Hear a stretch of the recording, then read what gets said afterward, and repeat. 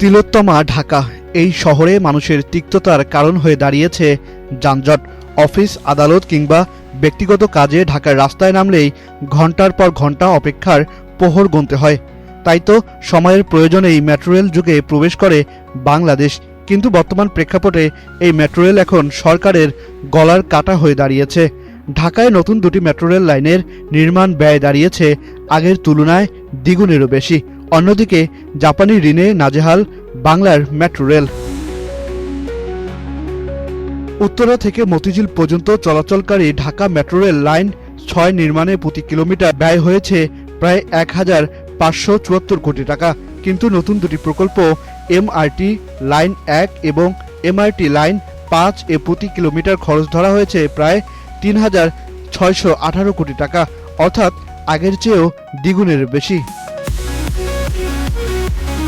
দুটি নতুন লাইনের মোট সম্ভাব্য ব্যয় দাঁড়াতে পারে প্রায় ১,৮৪,৫০০ কোটি টাকা। অথচ প্রথম অনুমোদনের সময় এই ব্যয় ধরা হয়েছিল প্রায় ৯৩,০০০ কোটি টাকা, অর্থাৎ দরপত্রের প্রস্তাব অনুযায়ী ব্যয় প্রায় দ্বিগুণ হয়ে গেছে। বিশ্লেষকরা বলছেন, মূল সমস্যা প্রতিযোগিতার ঘাটতি। প্রকল্পগুলোতে অর্থায়ন করছে জাপানের সংস্থা জাইকা। তাদের কিছু শর্তের কারণে দরপত্রে অংশ নিতে পারছে না মূলত জাপানি কোম্পানিগুলোই। ফলে প্রতিযোগিতা সীমিত হয়ে যাচ্ছে। এত বড় ব্যয়ের প্রভাব আসলে কিভাবে পড়বে? বিশেষজ্ঞরা বলছেন, প্রথমত যাত্রীদের ওপর ভাড়ার চাপ বাড়তে পারে। দ্বিতীয়ত সরকারের ঋণের বোঝা বাড়বে, যা শোধ করতে হবে দেশের সাধারণ মানুষকে।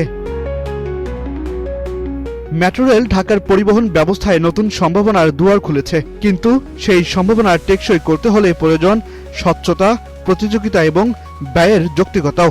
এখন নতুন দুই মেট্রোরেল সাধারণ মানুষের স্বপ্ন নাকি বাড়তি বোঝা, সিদ্ধান্ত নীতি নির্ধারকদের।